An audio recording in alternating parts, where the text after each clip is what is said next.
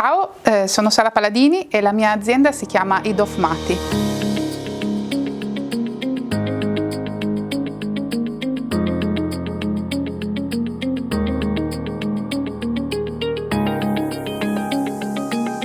Non sono sola in questa azienda, con me c'è la mia amica e socia Valentina Cometto. Si chiama Idofmati appunto perché nel dialetto di Sizzano vuol dire le due ragazze. La nostra è un'azienda già fin dal nome che ha un indirizzo chiaro, quello della valorizzazione del territorio, proprio perché abbiamo scelto un nome che parla la lingua di questo territorio partendo dalle sue radici, dalle sue tradizioni, che è quella del dialetto, e che indica chiaramente che siamo un'azienda giovane e un'azienda femminile. La nostra azienda appunto è molto giovane. È nata nel 2016, nata dalla follia, da un po' di coraggio e anche proprio dall'amore per questo territorio, perché partendo da zero abbiamo comprato dei vigneti abbandonati sulla collina di questa zona dell'Alto Piemonte tra Sizzano e Ghemme, dei terreni che erano diventati boschi, e con amore, passione e determinazione li abbiamo ripristinati, bonificati e ripiantati. Quest'anno finalmente ci sarà il primo nebbiolo, il primo Ghemme, che nascerà proprio da questo vigneto, che è questo ronco tra Ghemme e Sizzano.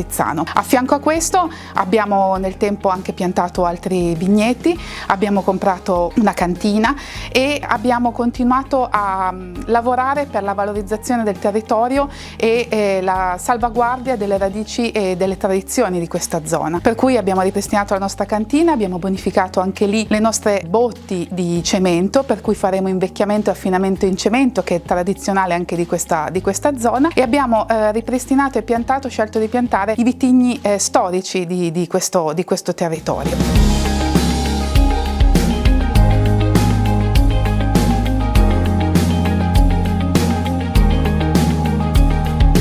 Il vino che porto oggi qui in degustazione è un vino che racconta e descrive ancora di più qual è il legame della nostra azienda con il territorio, perché si chiama Bona, è una Vespolina 100% in purezza. E non è Bona inteso come un termine dialettale, ma prende il nome da Bona di Savoia, colei che fu l'artefice della pace di questo territorio attraverso il matrimonio con Gian Galeazzo Sforza, proprio perché in questo territorio erano tipiche scorribande tra Lombardia e piemontesi, e quindi attraverso questo nome vogliamo valorizzare le figure femminili che hanno fatto grande questo Alto Piemonte, e attraverso questo nome vogliamo far capire quanto sia importante godere all'interno di un pasto di un buon vino, proprio per ritrovare anche quella pace, quella quiete e quella serenità che molto spesso non riusciamo a ritrovare.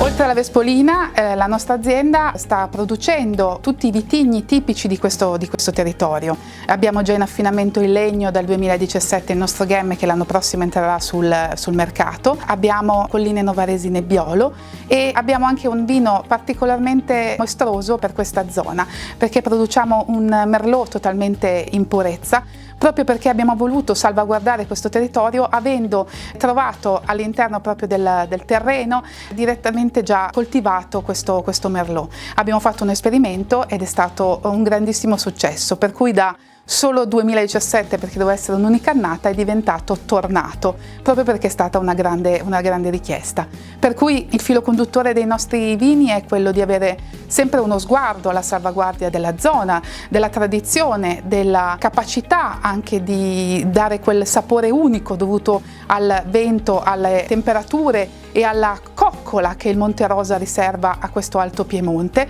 però sapendo anche innovare e capire dove si possono trovare anche nuove risorse e valorizzazioni, proprio per ampliare il più possibile questa conoscenza dell'Alto Piemonte. Bisogna continuare a investire in ricerca, innovazione, in conoscenza e allo stesso tempo riuscire a salvaguardare tutto ciò che è l'esperienza. Quando una cantina funziona è frutto del lavoro della propria cantina, ma è frutto di tutto il territorio, perché siamo convinti che questo territorio sia grande, sia un territorio che possa crescere, un territorio capace di fare squadra, e soltanto facendo squadra l'Alto Piemonte non si ferma.